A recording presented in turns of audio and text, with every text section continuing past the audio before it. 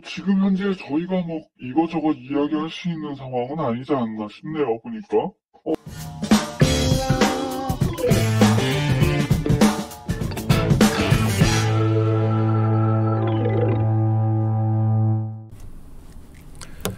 안무랑과 안지용입니다. 자, 오늘은 피프티 관련된 이야기 또 하나 준비했습니다. 이 이야기 저희 안무랑국에서 단독으로 여러분들께 전해드릴 것 같은데 워너뮤직의 입장이 나왔다는 겁니다. 제가 앞선 영상에서 하나 강조한 게 있습니다. 워너의 입장 표명이 중요하다. 왜 그럴까요? 안성일 대표가 전홍준 대표와 워너뮤직 사이에서 어떤 중간자적 역할을 했는데 과연 어떤 얘기를 양쪽에 어떻게 전달했는지 그거를 확실하게 이야기해 줄 수 있는 사람, 이건 워너뮤직밖에 없다는 거죠.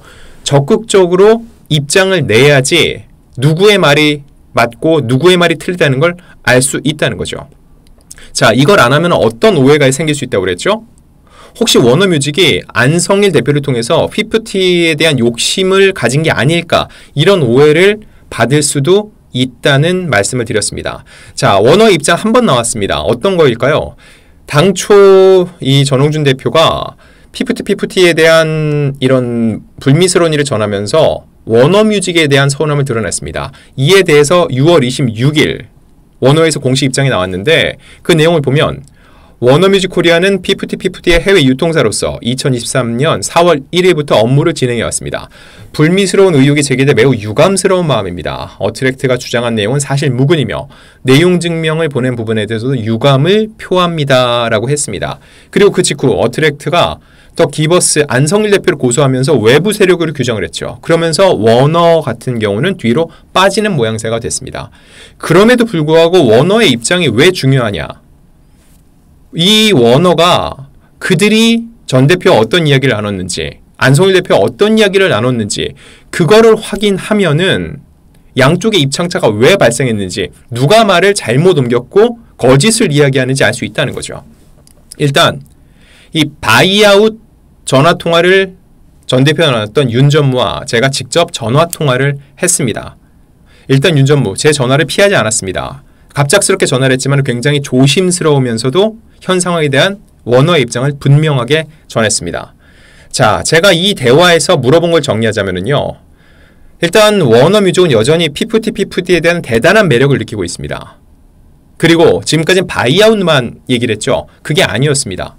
선급금을 지급해서라도 이 피프티와 함께하고 싶다는 것을 전 대표에게 전달을 했고 논의가 되고 있었다는 거죠. 이건 새로운 얘기죠. 그리고 또 하나, 전속계약 효력정지 가처분 신청이 지금 진행되고 있는데 만약에 이 신청이 받아들여지면 어떻게 되죠? 피프티가 독자활동, 개별 활동을 할 수 있게 됩니다. 이때 과연 워너가 어트랙트를 배제하고 피프티와 일을 할까? 이 질문을 직접 던졌고 이거에 대한 굉장히 핵심적인 답변도 들었습니다. 윤 전무와의 전화통화는 지난 7월 18일 날 나눴습니다. 그리고 그 내용을 그대로 여러분들께 전달드릴 건데 괜한 오해나 억측을 방지하는 차원에서 윤 전무의 목소리는 아주 핵심적인 부분만 들려드리겠습니다.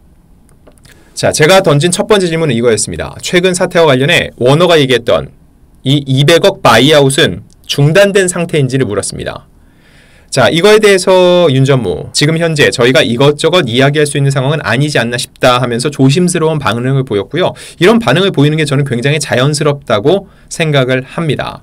자, 그런데 전 대표, 이 바이아웃을 모른다, 무슨 얘기냐 한 내용까지 지금까지 여러분께 공개가 됐었는데, 자, 전 대표는 바이아웃에 의한 레이블 딜이 아닌 선급금 투자 형태를 절대적으로 원하고 있습니다. 그래서 이 워너뮤직 외에도 국내 여러 굴지의 큰 회사들과도 선급금 형태로 투자를 받는 것을 이야기하고 있던 중이었다는 거죠. 자, 그런데 200억이 말이 안 되는 이유를 제가 하나 말씀드릴게요. 이미 그거보다 훨씬 큰 밸류, 어트랙트는 그거보다 훨씬 더 가치가 크다라고 해서 투자를 받아놨어요. 이게 500억 이상이라는 전 대표의 이야기도 있습니다. 그런데 500억 넘게 평가를 받고 더 크게는 800억까지도 얘기가 나오는 상황인데 200억의 바이아웃을 한다? 어트랙트가 판다? 회사를? 말이 안 되죠. 그러니까 이 200억 바이아웃은 처음부터 성립될 수가 없었던 이야기라는 거예요.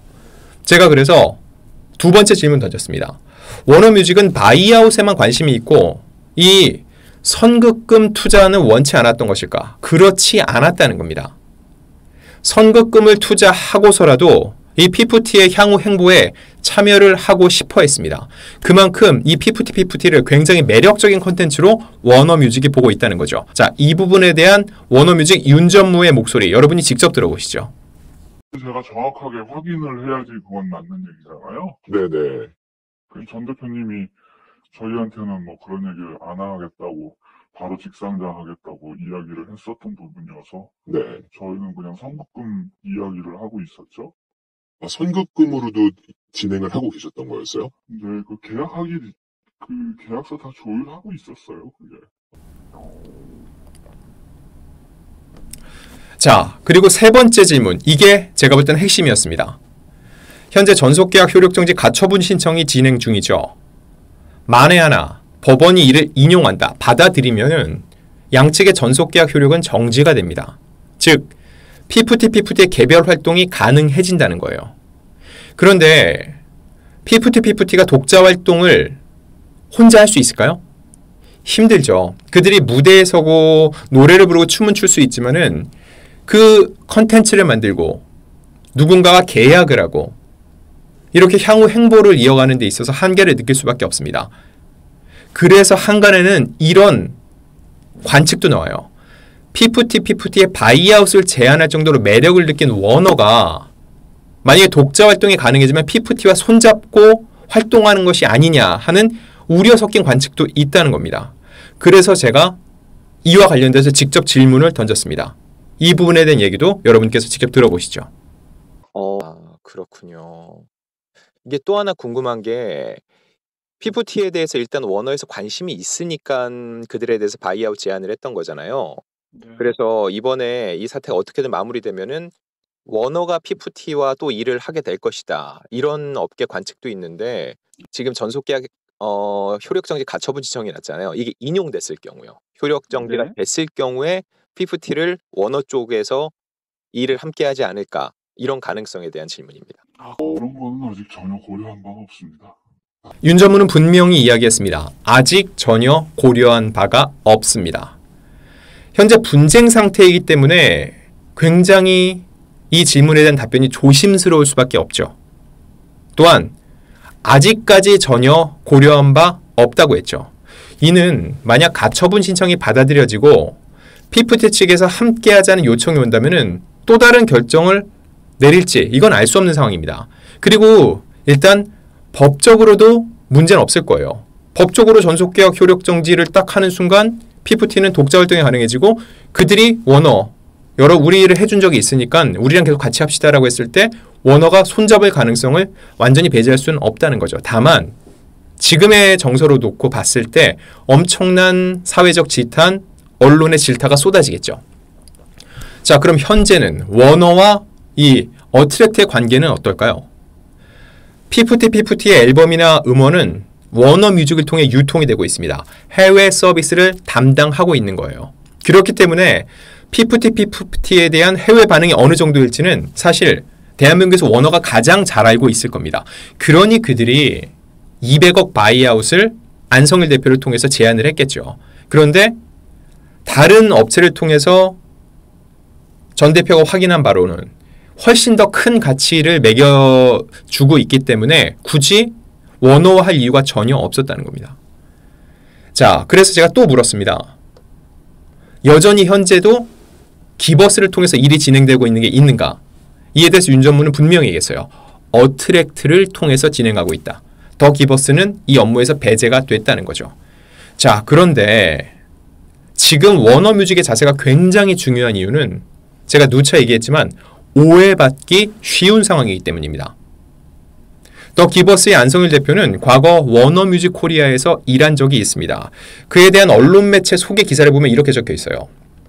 안성일 대표는 음악 및 뉴미디어 업계에서 25년 이상 풍부한 경험을 가지고 있으며 K-팝 아티스트의 프로듀서를 시작으로 워너뮤직 코리아, 블러썸 엔터테인먼트에 재직해 콘텐츠 기획개발 및 아티스트 매니지먼트 분야의 전문가로 활동했으며 국내의 소수 IP 전문가로 인정받고 있다라고 기사가 나와 있습니다.